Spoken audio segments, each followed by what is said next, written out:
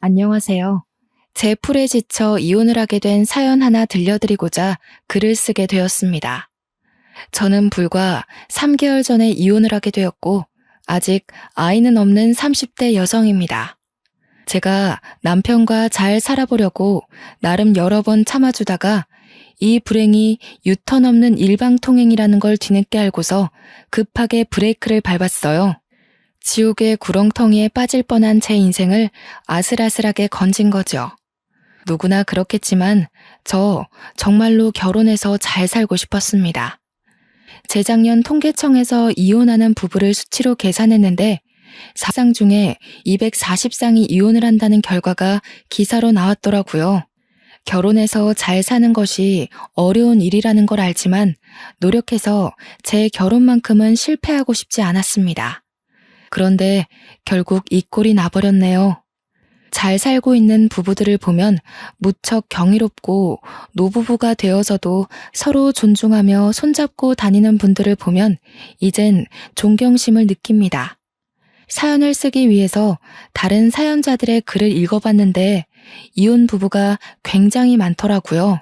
다른 곳보다 유독 이 커뮤니티에 이혼 사연이 많은 것 같아서 저도 대한민국 이혼녀로서 제 경험 좀 시원하게 얘기해보고자 합니다. 저는 건강관리식품 제조회사에서 일을 하고 있는 사람입니다. 평소 주변에서도 똑 부러지고 알뜰하다는 말을 많이 듣는 편이었던 저는 동료 직원들 중에서 가장 신임을 높게 사는 직원 중 한 명이었을 정도로 각별한 애정을 받았는데요. 특히나 비즈니스에 필요한 금전적 부분을 자꾸 저한테 맡겼다는 겁니다. 물론 저는 회계 쪽 분야가 아닙니다. 저도 회계는 어려워요. 돈을 잘 만지는 편이긴 하지만 그건 그냥 꼼꼼한 성격 덕입니다. 그런데 회사 다닌 지 한 2년 되니까 동료끼리 서로 어떤 사람인지 어느 정도 알게 되잖아요. 그때부터 제가 급여를 더 받고 회계 업무 보조까지 맡게 되었지 뭡니까. 딱히 번거로운 일은 아니었기에 저도 흔쾌히 한다고 했지만 제가 이렇게 칭송받을 만큼은 아닌데 싶어 민망하더라고요. 저는 제 스스로가 야무지다고 생각한 적이 한 번도 없습니다. 다른 건 잘 모르겠고 유독 돈 관리에서만 조금 더 철저했을 뿐이에요. 제가 20살 되자마자 적금 통장을 만들었다고 하면 다들 놀라더라고요. 그 적금도 금리나 혜택 다 비교해서 통장 2개로 나눠 만들었다고 하니 신기해하기도 했고요. 당시에는 다들 이렇게 돈 관리를 하는 줄 알았습니다. 그래서 오히려 놀라는 사람들을 보고 제가 더 놀랐었네요. 저는 부모님 도움이 아닌 온전히 저의 자의로 적금을 알아보고 비교하며 만들었고 알바까지 하면서 목표 돈을 모았기에 이미 만기 적금은 벌써 2개 있습니다. 3개째 통장 또한 곧 만기를 앞두고 있어요. 저는 그리 어렵게 돈을 모았다고 생각하지 않아요. 제가 어디 돈을 낭비하고 사치 부리는 사람도 아니었고 아르바이트로 버는 족족 적금으로 때려 넣었다 보니까 어느새 억대 자산이 생겨 있었던 거예요. 당연히 주식 같은 모험은 절대 안 하고 안전하게 저축만 하는 타입이라 티끌 모아 태산을 만든 장본인이라고 말씀을 드릴 수 있겠네요.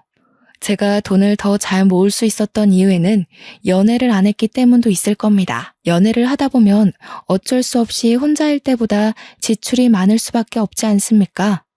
당시 저는 돈 모으는 재미에 푹 빠져 있었기 때문에 남자를 사귀는 것 자체가 목표에 방해가 된다고 생각했던 사람이에요. 결혼 전까지는 계속 과하게 적금을 넣으며 생활했지만 30대가 되고 나서부턴 20대 때와는 좀 다르게 효율적으로 관리하면서 돈을 사용하기도 했습니다. 비교적 젊은 나이에 수억을 가지는 것이 보통 일 아니라는 건 직장인 되고 나서부터였는데요. 주위에서 다양한 조언과 사정을 듣다 보니까 제가 같은 또래의 남들보다는 부유하다는 걸 알았습니다.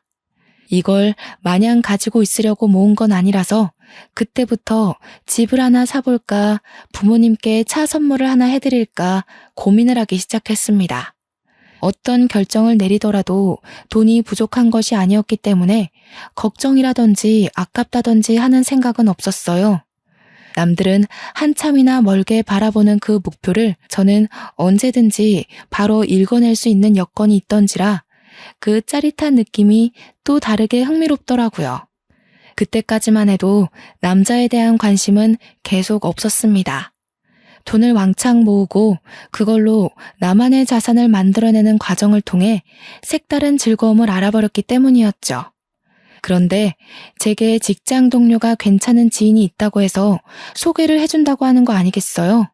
저는 혼자서도 충분히 재미있는 인생을 살고 있었기 때문에 굳이 연애를 통해 제 인생에 낯선 사람을 끼워넣고 싶지 않았습니다. 정중하게 거절을 했더니 동료 직원이 저더러 그런 말을 하더군요. 지금이야 젊으니까 부모님이 내 자식 하면서 끼고 돌지. 나중에 부모님 나이 드시고 선옥 씨 시집갈 나이 되면 결혼 안 하고 있는 게 불효가 돼. 부모님도 슬슬 선옥 씨 앞날 때문에 걱정하고 계실걸? 형제도 없다면서. 자식이 혼자 남겨지게 생겼는데 어느 부모님이 마음 편하겠어. 부모님의 생각을 들어본 건 아니지만 동료 직원의 말이 꽤 일리가 있더라고요. 그때부터 생각이 많아졌던 걸로 합니다. 부모님께서 내색은 안 했지만 동료 말대로 정말 제 앞날을 걱정하고 있다면 그거야말로 사춘기 소녀 때와 같은 맥락으로 속썩이는 것이 아닐까 싶었어요. 그래서 며칠을 고심한 끝에 저는 소개를 받아봤습니다. 어쩌면 첫 남자였지만 결혼으로 이어져도 나쁘지 않았던 게 만약 결혼을 한다면 오히려 제가 남자 쪽보다 더한 자금을 가지고 갈 수 있겠다 싶어서였죠. 꿀리고 시작하는 결혼은 싫었거든요. 당시 저는 결혼 배우자로 어떤 남성 타입이 좋은지 전혀 보는 눈이 없었습니다.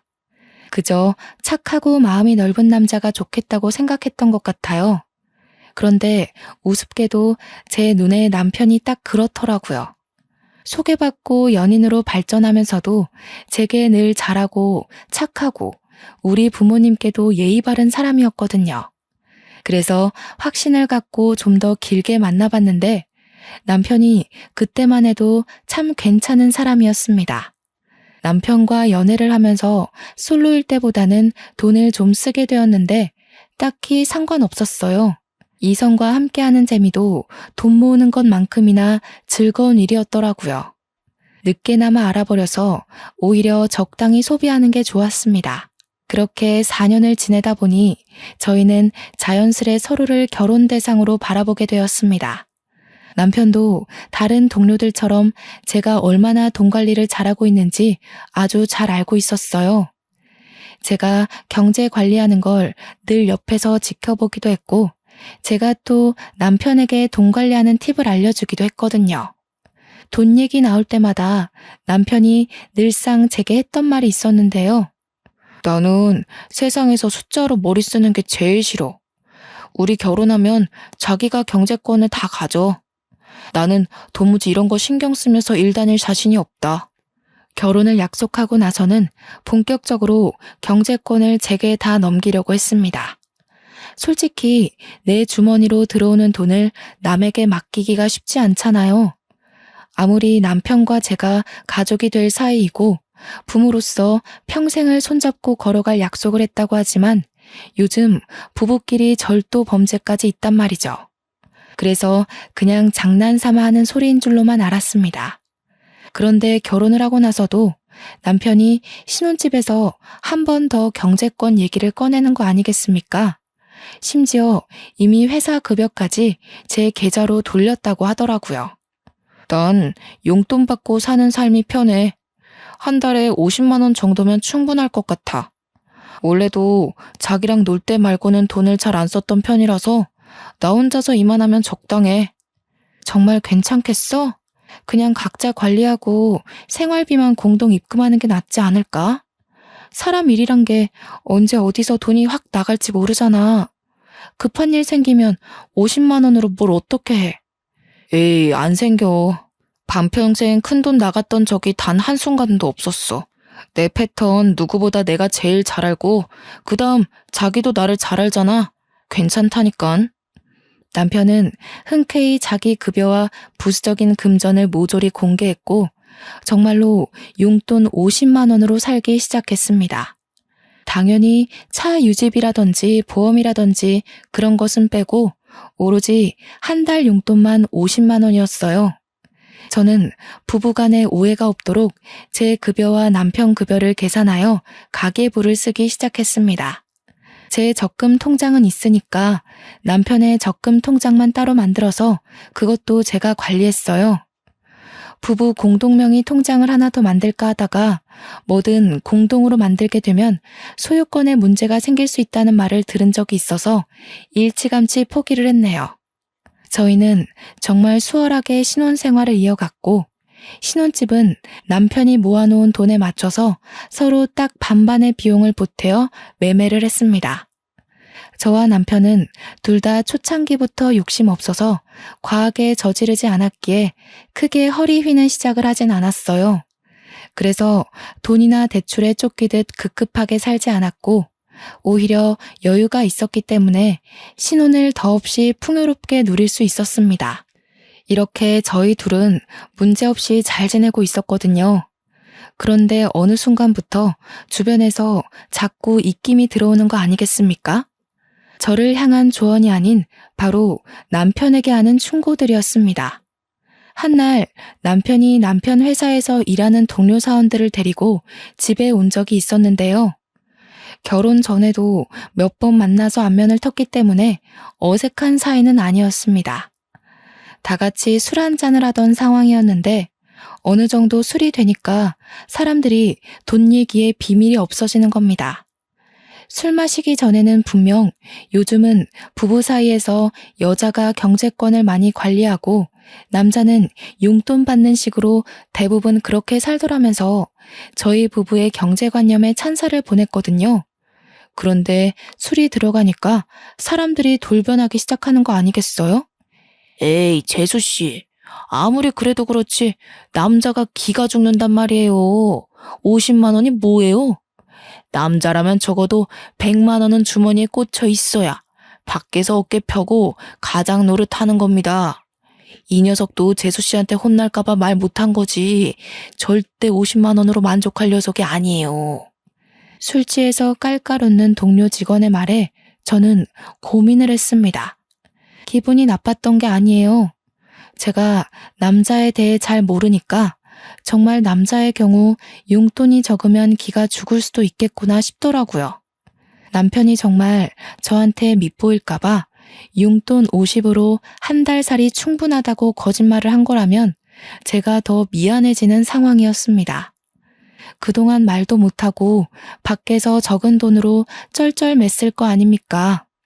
괜히 남편 눈치가 보여서 쳐다봤는데 정작 남편은 동료 직원들에게 고개를 내저으며 반대 의견을 피력했습니다. 니들이 뭘 한다고 난리야. 나 돈 그렇게 많이 안 써. 우리 와이프가 해주는 대로 맡기고 용돈 받는 게 훨씬 편하다고. 녀석 아직 신혼이라고 재수씨 편 들어주는 거 봐라. 그 마음 1년밖에 못 간다의 한 표. 부부 생활 익숙해지면 제일 먼저 걸리는 게 바로 돈이거든요. 내가 돈 관리했으면 신혼 1년도 못 보내고 파산났어. 와이프가 똑부러지게 맡아주니까 생활 요건이 너무 여유롭잖아. 니들이야말로 이러니까 매일 와이프한테 한 소리 듣는 거야. 돈 좀 작작 써라. 너 그러다가 재수씨한테 뒤통수 맞으면 어쩌려고. 혹시 알아? 재수씨가 초반에 신뢰를 엄청 줘놓고서 몰래 1, 2만 원씩 빼가고 있을지. 동료 직원들은 마치 제가 남편의 돈을 몰수해서 몰래 빼돌리고 있는 사람처럼 나쁘게 표현했습니다. 그것도 농담이라고 계속 깔깔대는데 듣다 보니 은근히 기분이 상하더라고요. 그럼에도 남편 체면 생각해서 감정 상한 거 끝까지 감추고 그들과 잘 어울려 놀았습니다. 그리고 그들이 귀가하자마자 저는 궁금했던 질문들을 서둘러 물어봤어요. 여보, 용돈 작아? 많이 부족한 거면 더 줄게.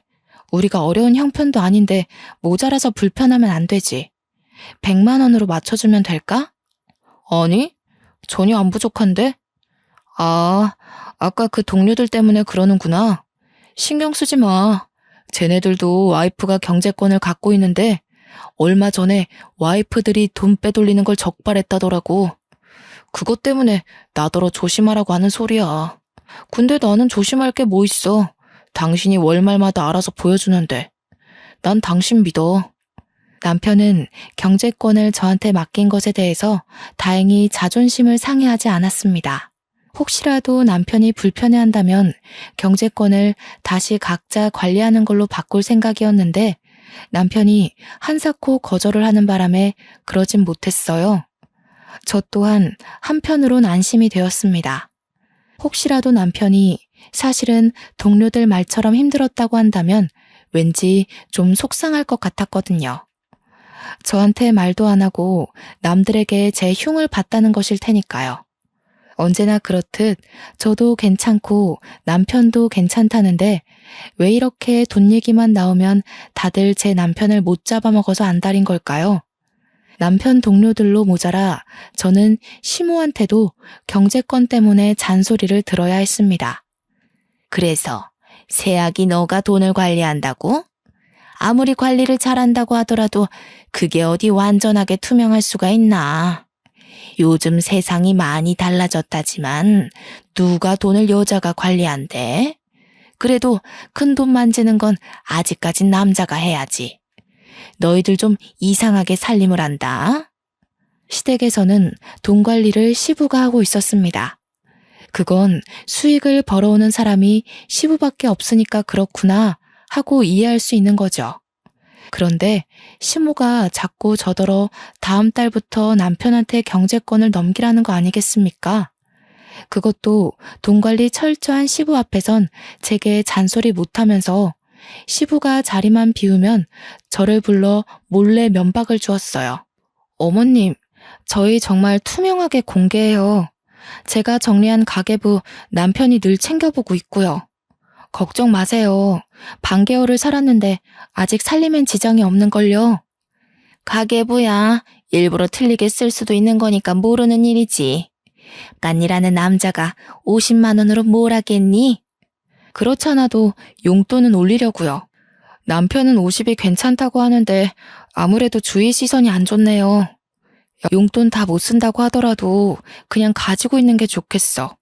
사람들 말대로 무슨 일이 있을지 모르는 거니까. 아이고 답답하게도 한다. 그렇게 쥐꼬리만큼 찔끔찔끔 올렸다 내렸다 하지 말고 그냥 내 아들한테 넘기라니까. 우리 아들도 워낙 세심하고 꼼꼼해서 그런 거 잘해. 그날따라 시모가 너무 강력하게 주장하는 바람에 제가 이대로 계속 받아쳤다간 말씨름만 하게 될 것 같더라고요.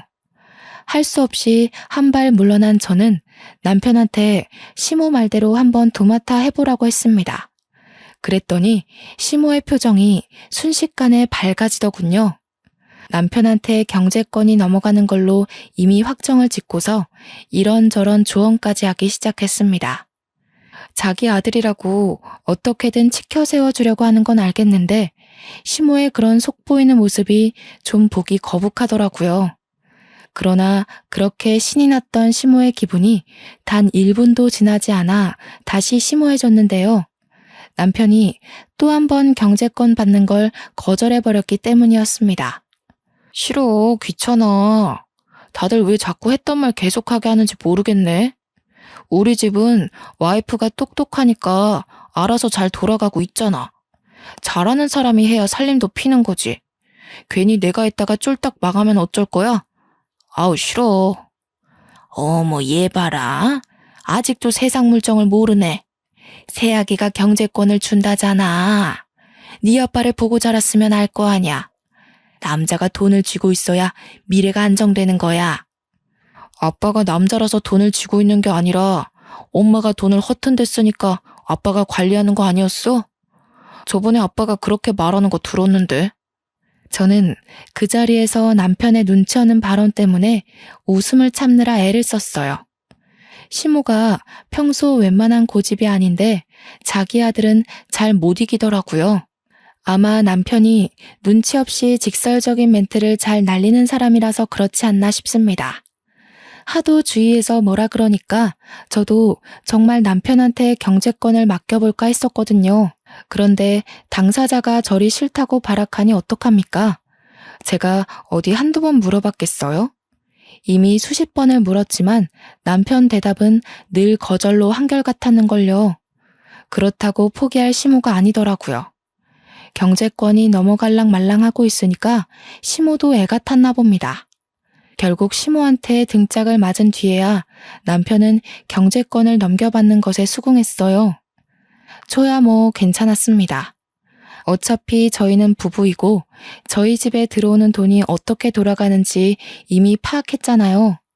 남편한테 넘겨주더라도 어느 정도 제가 모르는 부분은 없겠다 싶었거든요. 저는 주말에 하루 날 잡아서 남편한테 경제권을 인수인계를 해주었습니다. 나름 쉽고 간단하게 이것저것 설명을 해줬는데 남편이 금세 골머리 아파하더라고요. 마치 이제 셈을 배우기 시작한 초등학생이 수업 시간에 엎드려버리는 모양새와 같았습니다. 나 도저히 안 되겠어. 당신 내가 얼마나 숫자 싫어하는지 알지? 누누이 말해줬었잖아. 그거 진짜 괜히 하는 소리 아니야. 나 학창 시절에도 수학을 제일 못했어. 제가 봐도 남편이 너무 버거워하는 것 같았어요. 그럼에도 불구하고 저는 남편이 미치려고 하는 걸 잘 어르고 달래서 웬만하면 넘겨주려고 했습니다. 어머님이 당신 이런 거 소질 있다고 그랬잖아. 수학이랑 동계산은 좀 다른 개념이야. 성급하게 생각하지 말고 차차 이해해보자. 내가 다시 설명해줄게. 아, 진짜 못해. 엄마가 괜히 당신이 내 돈까지 들고 있으니까 심술 부리는 거야. 우리 엄마 돈 욕심 많은 것 때문에 아빠가 관리하는 이유도 있단 말이야. 아마 내가 경제권 들게 되면 엄마가 간섭할걸? 난 엄마 게임에 안 넘어갈 자신이 없어. 절대 못해. 시모가 남편을 두고 세심하고 꼼꼼하다고 표현을 했지만 사실 저는 남편이랑 연애하면서 딱히 남편이 돈을 효율적으로 관리한다는 느낌을 못 받았습니다. 제가 연애 때 돈 관리 팁을 많이 가르쳐줬다고 했잖아요. 가볍게 알려줬던 그 소소한 팁들도 남편은 별로 습득하질 못했어요. 그래서 이렇게 괴로워하는 것도 충분히 이해가 되었죠. 할 수 없이 제가 다시 경제권을 도맡게 되었는데요. 시모에게 이 사실을 말씀드린다면 제가 경제권을 넘기기 싫어서 남편을 기죽였다고 생각할 텐데 이건 이것대로 또 걱정이었습니다. 남편이 시댁에 알아서 잘 설명하겠다고 했는데도 그렇게 썩 위로는 안 되더군요. 남편이 말한다고 시모 성격에 바로 굽신거릴 게 아니란 걸 아니까요. 저희 부부는 잠깐의 휘몰아쳤던 돌풍을 지나고 다시 고요한 일상을 보내고 있었습니다. 그러던 어느 날 용돈 100만 원으로 올려주겠다던 제 제안을 항상 거절해왔던 남편이 홀라당 돈을 다 써버린 적이 있었는데요. 바로 교통사고가 났기 때문이었습니다. 얼마나 급했는지 남편이 제 근무 시간에 전화를 해서는 돈 좀 붙여줄 수 있겠냐고 해서 급하게 보낸 뒤에 사정을 물었던 기억이 있어요. 아, 주차 사고가 났는데 내가 실수로 상대방 차 문을 쫙 긁어버렸어. 하필 돈 좀 나가는 차를 건드리는 바람에 있는 돈으론 택도 없더라고. 뭐? 다친 곳은 없어? 당신 여태 그런 해본 적도 없는 사람이잖아. 조심 좀 하지. 혹시 다친 데 있는 거면 돈 더 보내줄까? 병원비는 있어? 다친 곳은 없어. 근무 시간일 텐데 연락해서 미안해. 워낙 급한 일이라 너무 당황해서 당신 근무 시간인지도 생각 못하고 전화를 해버렸네. 남편은 운전 경력 15년인데도 여태 문콕 사고도 없었을 만큼 안전운전 실력을 지닌 사람입니다. 달리던 차도 아니고 주차를 하다가 사고가 난 거라서 어쩌면 천만다행이지만 한편으론 의아하기도 했어요. 도대체 어디다가 정신을 빼놓고 있었길래 가만히 있는 차에 가서 사고를 낸 건지 모르겠더군요.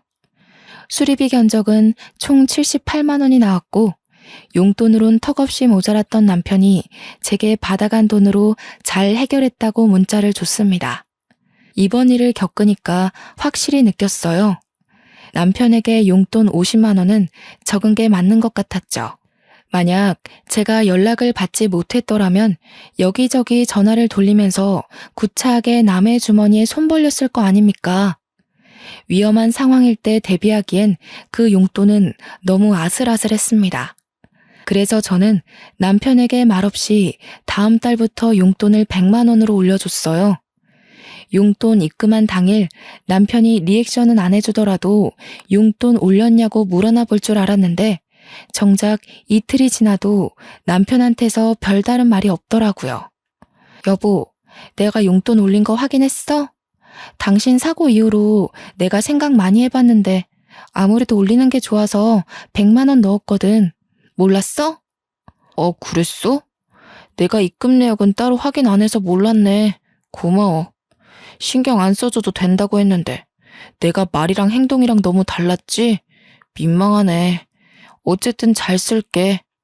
입금 내역은 남편이 굳이 확인하려 들지 않아도 알림으로 뜨는 걸로 알고 있습니다. 남편이 설정해달라고 해서 제가 해줬던 기억이 나요. 그런데 입금 사실을 전혀 몰랐다뇨. 남편의 말에 여럿 의문이 들었지만 일이 바빠서 정신이 없었겠거니 그렇게만 생각하고만 넘겼습니다. 그리고 그때부터 남편은 옛날과 좀 다르게 소비 습관이 점차 변해갔어요. 100만 원은 너무 많다면서 길고 날던 남편이 100만 원도 모자라서 종종 돈 좀 보내줄 수 있냐고 연락하는 횟수가 많아졌다는 겁니다. 매번 돈을 더 붙여달라는 이유도 참 많고 다양했어요. 한날은 회식을 쏘게 되었다. 또 어떤 날엔 회사에서 단체 기부를 하게 되었다. 그리고 다음 날엔 친구가 어려워서 돈을 조금 보태줘야 했다 등등. 어쩔 땐 우리 한 달 살림에 차질이 생길 정도로 거액을 빌려간 적도 있었습니다. 제가 여러 번 물으면 늘 새로운 변명으로 답이 돌아왔어요. 생각해보면 차 사고 났을 때 제가 돈을 붙여준 이후로 남편이 점차 변한 것 같았습니다. 그 전까지만 해도 돈 쓰는 게 귀찮아서 외식도 굳이 안 하려던 사람이었는데 한 번 돈 입금되니까 혹시 돈 맛을 알아버렸나 싶더라고요. 얼마 후에 또 돈 좀 달라고 연락 왔길래 한날은 제가 없다고 얘기를 해봤거든요. 그랬더니 남편이 약간 언성을 올리는 거 아니겠습니까? 목소리에 짜증과 억눌린 화가 잔뜩 묻어 있었습니다. 내 돈까지 당신이 들고 있으면서 없긴 뭘 없어. 나 지금 급해. 얼른 120만 원만 보내봐. 얼마 전에 나 상여금 탄 거 있잖아. 그거랑 합쳐서 주면 되겠네. 여보, 당신 벌써 이번 달에 용돈만 2번을 받아갔어. 근데 뭘 또 달라는 거야? 지난번 용돈도 겨우 타이트하게 맞춰서 준 건데 이러면 당신 적금 못 넣는단 말이야. 적금? 적금이 있었지? 그런 걸 쓸데없이 왜 넣어? 난 됐으니까 내 거 해약할게. 적금은 나중에 여유 많을 때 차차 넣으면 될 것 같아. 아직 만기까지 반개월이 남았는데 아까운 이자 날리게 남편이 느닷없이 해약하겠다는 거 아니겠습니까? 남편의 철부지 같은 행동에 답답했던 저는 결국 안 된다고 목소리를 좀 높였습니다. 그러자 남편이 이젠 성질까지 버럭 내면서 돈에 미친 사람처럼 적금 통장을 달라고 강하게 얘기하더군요. 내가 네 돈에 손을 대냐? 내 돈으로 넣은 적금 내가 좀 쓰겠다는데 뭘 그렇게까지 빡빡하게 굴어. 오늘 집에 가면 통장 꺼내놔. 내일 내 것만 해약할 거니까. 비행 청소년도 아니고 돈 안 준다고 행패 부리는 남편의 모습에 솔직히 좀 당황했습니다. 그리고 뒤따라 붙은 감정은 그저 어처구니가 없다는 것뿐이었죠. 돈은 따로 벌고 있던 실정이었지만 여태 부부이기에 다 같은 돈이라고 생각하며 관리를 해왔습니다. 그런데 남편 생각은 다르다는 걸 그날 알았어요. 어쩌면 맞는 말이죠. 자기 돈이니까 자기가 알아서 쓰는 게 맞는 거예요. 짜증이 났던 저는 남편 말대로 그 돈이 제 돈도 아니니까 그냥 내버려 뒀습니다.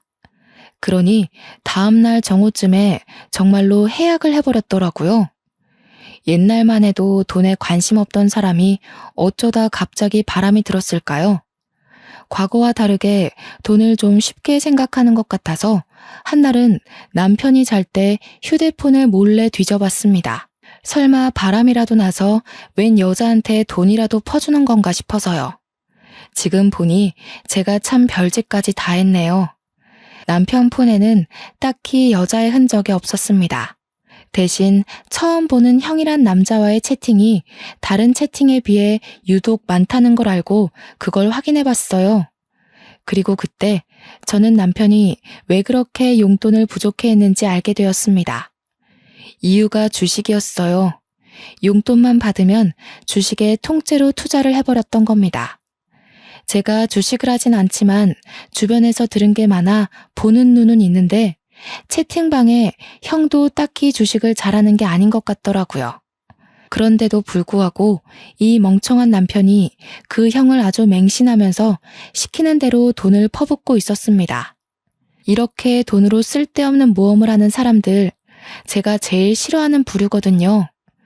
이것만큼은 남편이 자기 돈 멋대로 쓴다고 해서 참아줄 수가 없겠더라고요. 다음날 아침 저는 출근하려는 남편을 세워 바로 따졌습니다. 당신 주식해? 그렇게 위험한 걸 왜 해? 제대로 알아보고 해도 손해볼 확률이 더 큰 게 주식이야. 도대체 그 형한테서 무슨 소리를 들었길래 안 하던 짓을 하는 거니? 정말 큰일 나고 싶어? 뭐야? 어떻게 알았어? 설마 내 휴대폰 뒤진 거야? 스토커도 아니고 왜 남의 물건에 몰래 손대? 아, 진짜. 어디까지 봤어? 처음부터 내용 다 본 거야? 지금 그게 문제야? 그래서 그 주식에 넣은 돈 다 어떻게 됐는데? 말아먹었지? 숫자라면 머리 아프다는 사람이 어쩌자고 그런데 손을 댔냐고. 전문 펀드 매니저도 매번 성공은 못해. 당신이 뭘 한다고 그걸 해? 나도 알아. 돈 잃고 싶어서 뛰어든 줄 알아? 당신이 몰라서 그렇지 주식은 장기전이야. 이 형님, 당신이 말하는 그런 전문가들이랑 같이 공부하고 있는 사람이라고. 딱 봐. 내가 잘 돼서 보란 듯이 2배로 갖다 줄 테니까.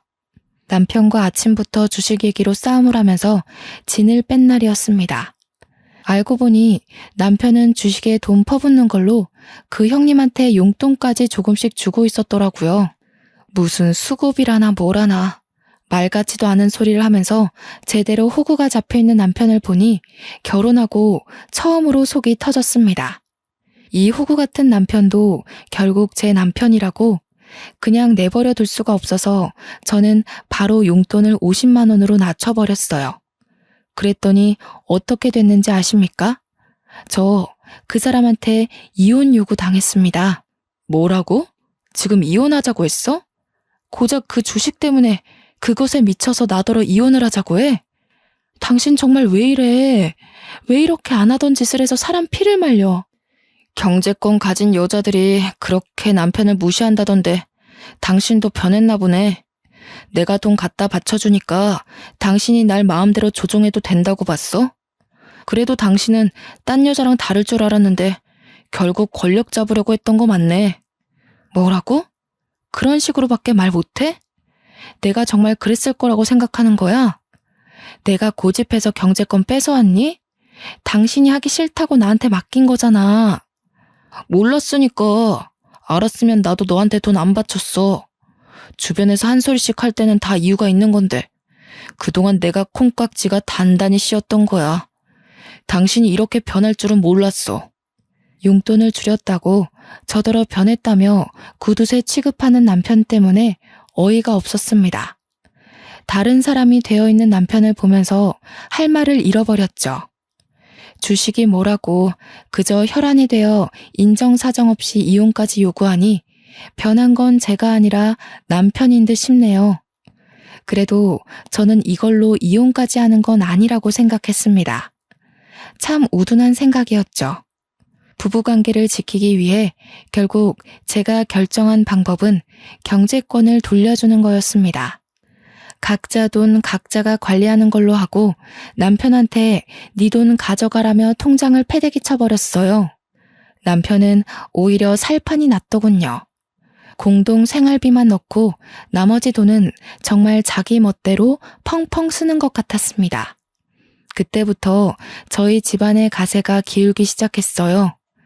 뒤늦게 우편물을 받고 한 사실인데 남편이 신용카드까지 발급받아서 현금 대출을 했더라고요. 밀리기 시작한 연체금이 우편으로 주마다 날라왔습니다. 나중에는 카드사에서 직원까지 찾아와 제 남편을 찾았어요.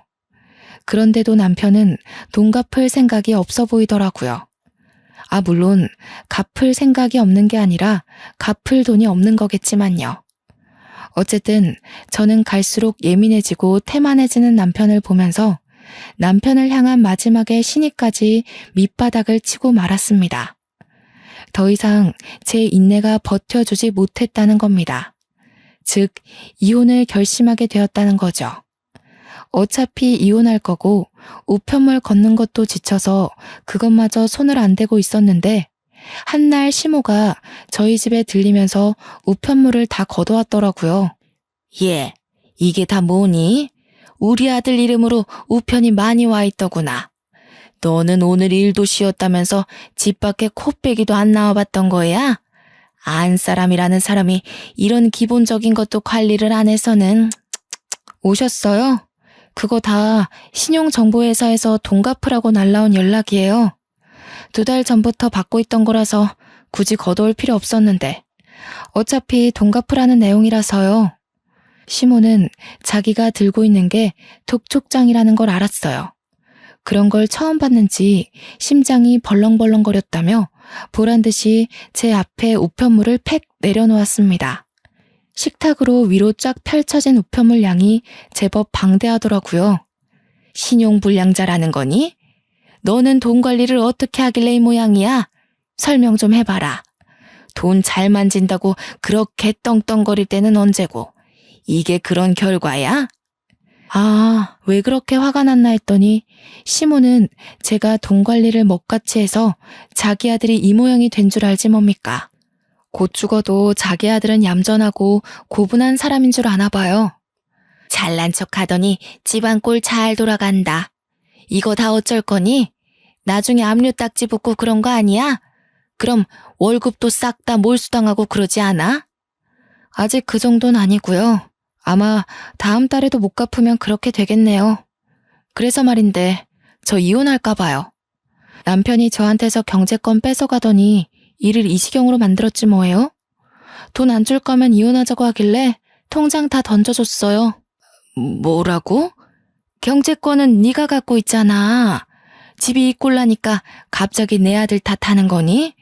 너 인생 그런 식으로 살면 안 된다. 네가 돈을 맡았으면 적어도 남편 이름에 누가 되는 일은 없어야지. 어머님이 믿기 싫으신 거 알겠는데요. 남편이 주식에 빠지고 나서부터 저한테서 자기 돈 다 뺏어갔거든요. 적금까지 남편이 다 해약해버렸어요. 참, 어머님 여행 경비 아마 남편이 못 대줄 거예요. 남편이 알아서 어머님한테 연락한다 그랬는데 모르셨나 봐요? 제가 남편 적금 통장을 처음 개설했을 때 그걸로 남편이 시모한테다가 엄청 생색을 내놨거든요. 친구들과 해외여행 가면 자기 적금 모은 걸로 시모 여행 경비 대줄 거라고 진짜 떵떵거렸었어요.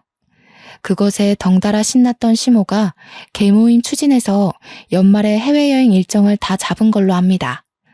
그런데 남편이 적금 해약하고 다 탕진해버렸다고, 주식에 미쳐버렸다고, 누구 하나 알려주는 사람이 없었다 보니 취소를 못한 거죠. 이제 와서 취소를 하면 계약금에서 60%만 환불된다고 했습니다. 시모는 그 사실을 들으니 남편 돈 쓰는 꼴이 얼마나 엉망인지 좀 와닿나 보더라고요. 여행 경비 얘기에 얼굴이 벌개진 시모가 당황하면서 말을 막 버벅거렸습니다. 그러더니 겨우 꺼낸 말이 뭔 줄 아십니까? 끝까지 자존심은 굽히고 싶지 않았나 봐요. 저더러 그 돈을 해줘야 되는 거 아냐고 우기기 시작하대요. 자기한테 미리 알려주지 않은 건 우리 부부 둘의 잘못이니 자기 아들이 처리 못한 걸 저보고 대신 해결하라고 했습니다. 오늘 남편 퇴근하면 남남이 될 건데 제가 왜 어머님 여행 경비를 대드려요? 친구분들한테 전화 돌려달라고 하면 그건 도와드릴 수 있어요. 친구분들 돈 날리게 생기셔서 어떡해요? 남편이 똑부러지게 돈 관리를 잘했어야 하는 건데. 남편이 돈 관리하면 집안이 이렇게 파탄 난다는 걸 시모한테 똑똑히 알려주고 싶었는데 마침 기회가 잘 되었다고 봅니다. 시모는 제 주장에 더 이상 반박을 하지 못했고 울그락불그락 열만 올리다가 남편한테 전화를 걸면서 집을 박차고 나갔습니다. 그날로 퇴근하고 온 남편 앞에서 저는 잠자코 이혼서에 도장을 찍었어요. 남편한테도 찍으라고 도장과 함께 건넸더니 갑자기 남편이 돌변하면서 제 앞에 무릎을 꿇는 겁니다. 뭐 하자는 거냐고 물었더니 남편이 뜬금없이 회유를 하기 시작하더군요. 미안해. 내가 판단이 어리석었어. 돈 욕심이 있었던 게 아니라 돈 많이 벌어서 노후 편하자고 그랬던 거야. 당신 말 진작에 들었어야 하는데. 여보, 나 이제 정말 손 뗐어. 다시는 주식 안 할 거야. 그러니까 한 번만 용서해 주라. 사정을 듣자 하니 남편이 주식으로 가진 돈을 전부 탕진해버렸다고 하네요. 그제서야 주식 공부한다던 형의 말을 믿으면 안 되는 거였다고 깨우쳤다지 뭡니까. 그러면서 시모한테도 욕이랑 원망을 엄청 들어먹었고 심지어 시부는 남편을 한 대 패주려고 대기 중이라고 합니다. 신용불량자까지 된 남편은 말 그대로 인생이 간당간당한 상황이었어요. 저더러 자기 구제해줄 사람 저밖에 없다고 살려달라는데 제가 그걸 왜 살려줘야 하는지 모르겠더라고요. 남편이 구구절절 주눅들어서 하는 얘기에도 동정심이 전혀 안 생기더라니까요. 엄마가 너한테 용서받을 때까지 집에도 오지 말라고 했어. 여보, 나 여보 말고는 더 이상 가진 게 없어. 그러니까 딱 한 번만 봐주면 안 될까? 절대 2번 실수하는 일은 없게 할게. 내가 원래 어떤 사람인지 당신이 잘 알잖아. 시모가 자기 아들의 문제를 뼈저리게 느꼈나 봅니다. 하긴 자기 아들 때문에 자기가 제대로 피해를 받았으니 그제서야 아들의 미련함이 보였겠죠. 그런데 어쩌나? 저는 제 돈으로 남이 싼 똥을 처리해 줄 생각이 전혀 없거든요. 그러려고 20대 청춘 즐길 거를 아껴가면서 모은 돈이 아니라서요. 질질 끄는 게 싫어서 합의 안 하면 소송할 거라고 강력하게 말했더니 돈에 무척 쪼들린 남편은 끝까지 빌더라고요. 지친 제가 그만 자리에서 일어나면서 지친다. 그냥 소송할게. 안녕. 하고 인사하니까 그제서야 급하게 합의서에 도장을 찍는 거 아니겠습니까? 아마 재산 분할된 돈으로 당장 급한 불은 끌 수 있지 않을까 싶네요. 이건 나중에 알게 된 사실인데요. 시모는 결국 해외여행을 취소하지 못했다고 하더라고요. 시부한테 욕을 왕창 들으면서 시부 돈으로 눈물을 머금고 다녀왔다고 들었습니다. 시부가 굉장히 보수적이라 돈을 헤프게 쓰는 걸 안 좋아하는 분이거든요. 그래서 유독 시부는 알뜰살뜰한 저를 좀 좋아했었습니다. 남편이랑 시모는 한동안 시부한테 저 같은 며느리를 내쫓았다고 욕먹고 쥐죽은 듯 살게 될 겁니다. 그저 잘 살아보고자 노력했을 뿐인데 돈 빨아먹는 귀신 취급을 당하게 될 줄은 몰랐네요. 남이 저를 신뢰하든 말든 남의 돈은 함부로 만지면 안 되는 건가 봅니다.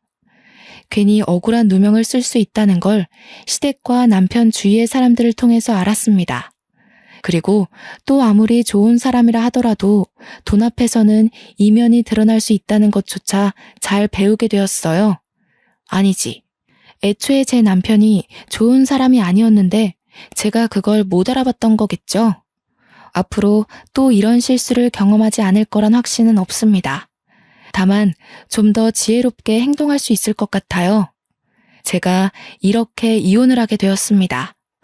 불과 얼마 안 된 사연이에요. 아직은 이혼한 사실을 자랑스럽게 공개하는 것이 조금 조심스럽습니다. 제 삶에서 이혼이 가장 큰 돌불이었거든요. 아마 제 스스로 치유받을 시간이 좀 필요할지도 몰라요. 그래도 좋습니다. 하마터면 낭떠러지로 추락할 뻔했던 인생이 아닙니까? 그 빈무더기에서 홀로 빠져나왔다는 것 자체가 첫 번째로 제 자신에게 칭찬해주고 싶은 일입니다. 끊임없이 잘했다고 저를 보듬어주면서 다시 새 인생을 살아봐야겠어요. 사연이 너무 길었죠? 관심 가져주시고 들어주셔서 너무 감사합니다. 항상 좋은 날만 가득하세요.